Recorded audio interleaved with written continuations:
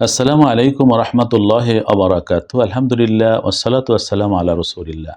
যেখান থেকে যিনি শুনছেন ও দেখছেন প্রত্যেককে স্বাগত জানাই, রমজানুল মুবারকের শুভেচ্ছা জানাই।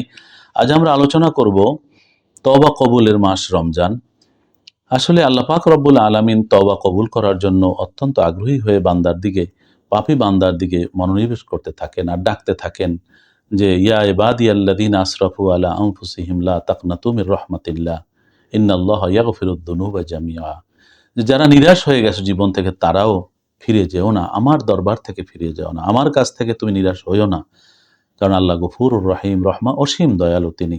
তিনি ডাকতে থাকেন তোমার সমস্ত গুনাহ মাফ করা হবে। তো সেজন্যই আল্লাহ পাক রব্বুল আলামিন এই ডাক চলতেই থাকে। হাদিস শরীফের মধ্যে এসেছে আল্লাহ রাসূল সাল্লাল্লাহু আলাইহি ওয়াসাল্লাম বলেছেন যে আল্লাহ পাক রব্বুল আলামিন দিনের বেলা আহ্বান করেন বান্দাদেরকে যে রাতে যারা পাপ করেছো আসো আমার কাছে তওবা করো। আবার রাতের বেলা আহ্বান করতে থাকেন যে তোমরা দিনে যারা পাপ করেছো তারা আসো আমার কাছে তওবা করো।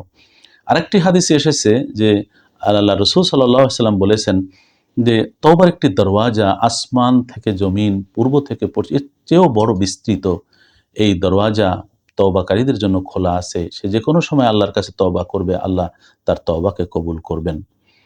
হাদিস শরীফে আল্লাহ রাসূল সাল্লাল্লাহু আলাইহি ওয়াসাল্লাম বলেন যে হে ঈমানদার বান্দার, হে আমার উম্মত, তোমরা তওবা করো। আমি দৈনিক ৭০ বার তওবা করি। অন্য হাদিসে আমি ১০০ বার তওবা করি। আল্লাহ রাসূল নিষ্পাপ মাসুম, তার কোনো গুনাহ নাই, গুনাহ হবে না। তারপরেও তিনি ১০০ বার ৭০ বার দৈনিক তওবা করেন। এর মানে হচ্ছে যে উম্মত যেন এটা দেখে শিক্ষা গ্রহণ করে আর তওবার দ্বারা সম্মান বৃদ্ধি পায়, সেটি সে লাভ করবে, গুনাহ মাফ হবে। তো সেজন্যই আমাদের উচিত সবসময় তওবা করা। তওবা একটা পাপ হয়ে গেল, পাপ ইচ্ছা করে করতে হয় না, পাপ হয়ে গেল, সেই পাপ হওয়ার সঙ্গে সঙ্গে যেটি দরকার যে আল্লাহর কাছে তওবা করা, যে ওই পাপ আর করব না, লজ্জিত হওয়া এবং ভবিষ্যৎ জীবনে না করবার জন্য প্রতিজ্ঞা করা। যদি এই পাপ হয়ে থাকে মানুষের কোনো অধিকার বিনষ্টের, তাহলে সেই লোকটির অধিকার ফিরিয়ে দেওয়া। যেমন কারোর সম্পদ চুরি করা হয়েছে অথবা কাউকে অসম্মান করে কথা বলা হয়েছে, তখন তার কাছ থেকে ক্ষমা নেওয়া, তাকে সম্পদ ফিরিয়ে দেওয়া অথবা তার কাছ থেকে, তাহলেই তওবা কবুল হয়ে যায়। সেই জন্য আমাদের উচিত যে সবসময় তওবার অভ্যাস গড়ে তোলা। আর বিশেষ করে রমজানুল মোবারক আল্লাহর রহমতের মাস, আল্লাহর মাগফিরাতের মাস, নাজাতের মাস। তো সেজন্যই এটি তওবা কবুল হওয়ার একটা মোক্ষম সময়। আমরা অনেক পাপী, কত যে পাপ করেছি তার কোনো সীমা নেই, কিন্তু আল্লাহ রাব্বুল আলামিন বলছেন যে তোমার পাপের চেয়ে আমার রহমত অসীম।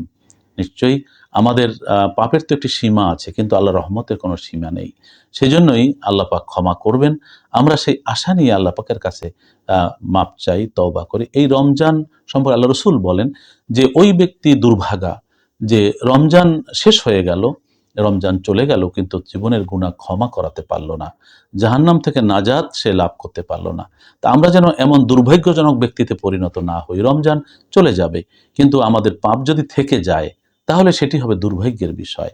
তো সেই জন্যই যেন আমাদের পাপ মাপ হয়ে যায়, সেটি জন্য চেষ্টা করা। আল্লাহ রসুল তাই স্মরণ করিয়েছেন রমজান চলে যাবে কিন্তু ওই ব্যক্তি দুর্ভাগা যার মাপ হবে না, যার ক্ষমা হবে না। কিন্তু আমরা যেন ওই ব্যক্তির অন্তর্ভুক্ত না হই যার পাপ ক্ষমা হবে না। তো সেজন্য বেশি বেশি তওবা করা, আল্লাহ পাকের কাছে মাপ চাওয়া। দুনিয়ার জীবনে যারা অপরাধ করে তাদেরকে বিচার করবার জন্য পুলিশ তালাশ করে, কোর্ট কাছারির যারা বিচার করবেন তারা তাকে খোঁজে, ধরে নিয়ে আসে, হাজির করে, তাকে জেরা করে, তাকে শাস্তি দেয়। কিন্তু আল্লাহ রাব্বুল আলামিনও পাপীকে তালাশ করেন, কিন্তু তিনি শাস্তি দেবার জন্য না, তিনি ক্ষমা করবার জন্য বান্দাকে তালাশ করেন। একটি হাদিসে এসছে যে এক ব্যক্তি মরুভূমির মধ্যে সে তার ঘোড়া হারিয়ে ফেললো, সবকিছু হারিয়ে ফেললো। মরুভূমির মধ্যে যখন কোনো দিকে দেখা যায় না, এমন অবস্থায় যদি তার উট হারিয়ে যায়, তার বাহন হারিয়ে যায়, সবকিছু হারিয়ে যায়, তখন কিন্তু তার মৃত্যু ছাড়া কোনো উপায় নেই। তখন উট হারানো এই ব্যক্তি মৃত্যু চিন্তায় সে শুয়ে থাকে। হঠাৎ দেখে তার সামনে সেই উট, তার মালসামান সব। তখন সে উঠে একেবারে তার ভীতবহবল হয়ে যায়। সে তার মানে মুখের কথা একেবারে সে জড়িয়ে যায়। সে ভুল বলে ফেলে যে আম হে আল্লাহ, আমি তোমার প্রভু, তুমি আমার বান্দা, নাউজুবিল্লাহ। এটি তার মানে আনন্দের আতিশয্যে এরকম ভুল বলে ফেলে।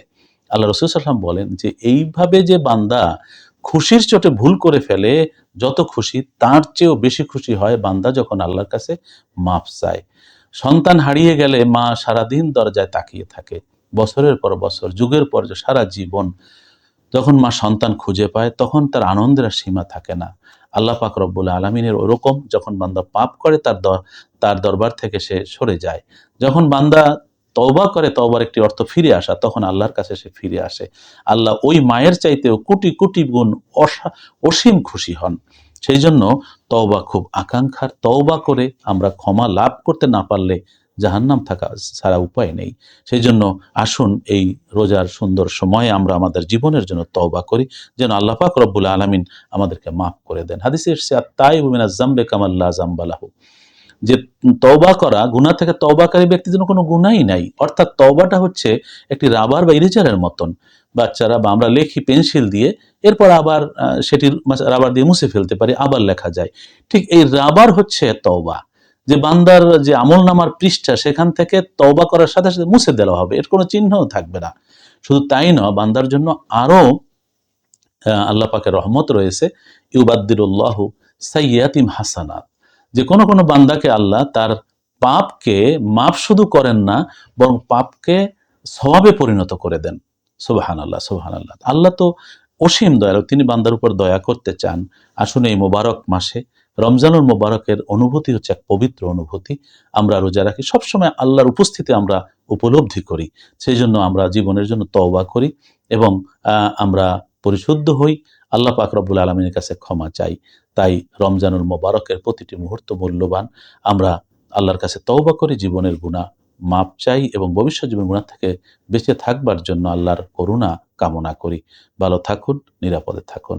আসসালামু আলাইকুম ওয়া রাহমাতুল্লাহি ওয়া বারাকাতুহু।